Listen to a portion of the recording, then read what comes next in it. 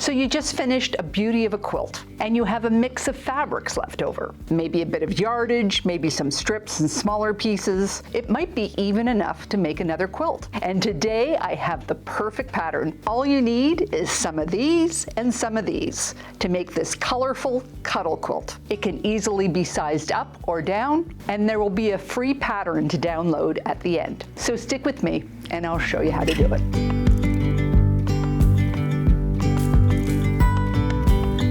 Hi, I'm Karen Brown of Just Get It Done Quilts.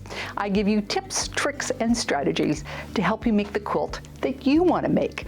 And if you like what you see, please click that subscribe button.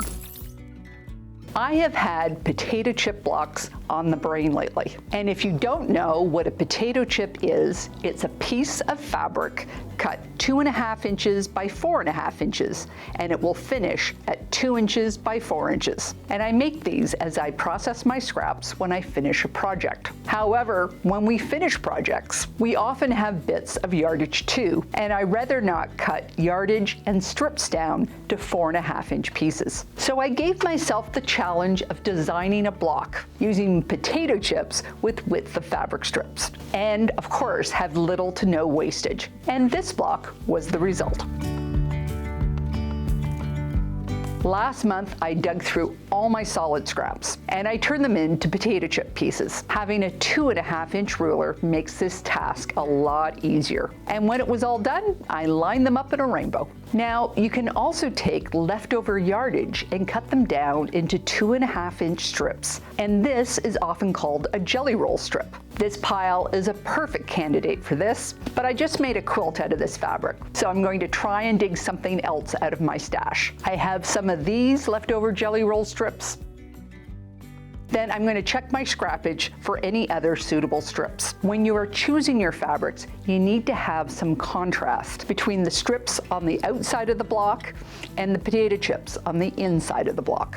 Now, you can choose to contrast with color, pattern, saturation, or value, and any combination of these. Since I'm working with solid fabrics and fairly deep colored ones, my main contrast will come from color and value. And I'm going to rainbow my chips in the middle. For the cuddle quilt size, you will need 24 blocks, which means you need 24 jelly roll strips and 144 potato chips. And the quilt will finish at 48 inches by 64 inches.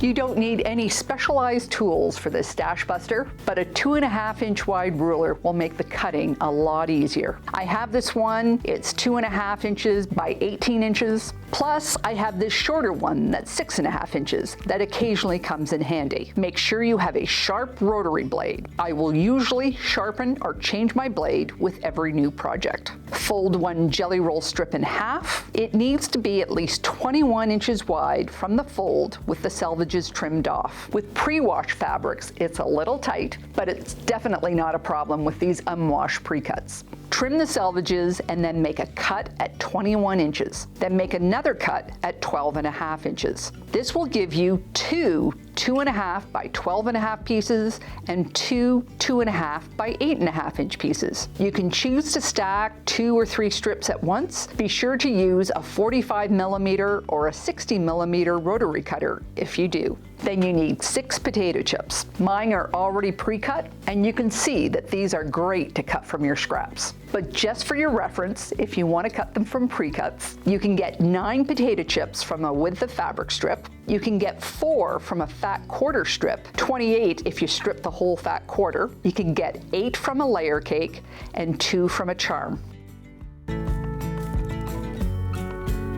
Before you start to sew, do the following. Clean your sewing machine and change the needle. I'm using a 75 quilting needle, and my thread is a 50 weight confetti from Wonderful. When I'm sewing with bright colors, I like to use this lime green, and my stitch length is 2.0. Then make a ledge of masking tape and check that your 1/4 inch seam is accurate. If you're unsure how to do this, watch this video here. Now have some leaders and enders ready so that you can sew continuously without cutting your thread. And the block will come together like this. We sew 6 potato chips together. Now it really doesn't matter which order you like to sew the chips together. You can sew them in pairs and then sew the pairs together, or you can sew them in 3s and sew them together, or even work 2 sets together at a time and sew them one by one. It also doesn't matter which direction to press, as none of these seams need to nest, so I am pressing to the dark side. Then sew one 12.5 strip to the left and then one to the right. Here I like to work 2 blocks together to avoid cutting the thread. Then I press the fabrics to the side. Then one 8.5 piece to the top and one to the bottom. Again, I like to work 2 blocks together. This is the only seam that will nest. So press this seam up on both sides. That way you can spin the block if necessary when you assemble the top. The block should measure 8.5 by 16.5, which means when it is finished, it will measure 8 inches by 16 inches. It looks pretty simple, right? And mostly it is, but here are some tips that will make it easier. Sewing 6 blocks together with the sides perfectly aligning is more difficult than it looks. We can have small errors in our cutting, the pressure foot can push the top fabric forward, and these small errors can compound as you put all the pieces together. So try this. Lay your block on your cutting mat. Align the seams with the horizontal lines on your mat. Then align the left side of your block with a vertical line. The other edge should be 4.5 inches away, and very likely this will not be perfect. I trim the large bits off. Then I align the edge of my side piece at 4.5 inches. I pin my pieces to maintain their alignment, then I sew. And remember, when you're sewing, you're following the edge of the long strip, not the chips. Be sure to set your seams. Then finger press your seams open. Then press with a hot iron. No swishing. For the top strips, the process is the same. Align your seams with the horizontal and vertical lines on your mat. Align the left side of the block with a vertical line. Measure 12.5 inches. It should be 12.5 inches tall. Trim if necessary. No one's going to notice if one of these chips is a little bit smaller. Then lay down the top and the bottom the same way and pin.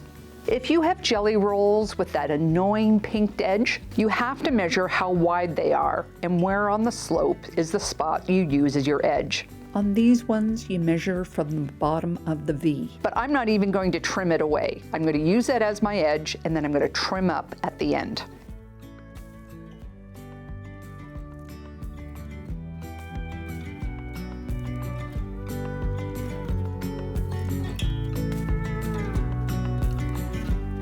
For the cuddle quilt size, we need 24 blocks. There are a number of options for the layout. You can put all the blocks going vertical, you can put all of them on the side, and then you can choose a combination of vertical or horizontal. So I'm just going to play with this for a minute and see what I like.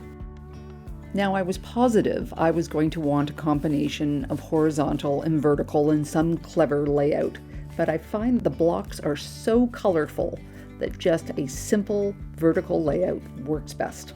And I think I like this layout the best. So let's put this together. So I grab one row of blocks and I sew them together first in pairs and then sew the pairs together.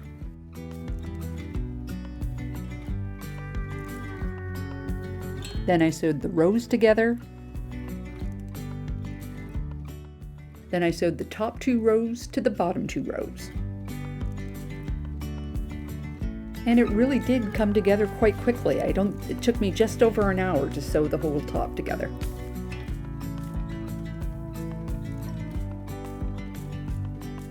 So what do you think? Isn't this a great Stashbuster? Look at all these scrappy chips I was able to use. I can't believe I had this whole quilt waiting to be made in my remnants and scraps. Maybe you have a pile of leftovers that you could use with this block. You can download the free pattern over on my website, justgetitdonequilts.com. Just scroll down and hit the Stashbuster button. And there are 12 other Stashbusters in this series. Maybe one of these will be your Declutter Challenge project this year. And don't forget, you can sign up for the Declutter Challenge if you haven't already done so. All the Stashbusters are free to download, and I'll leave you a link to the video playlist right here. And if you need some fast last-minute gifts, check out this playlist. Take care, and I'll see you next time.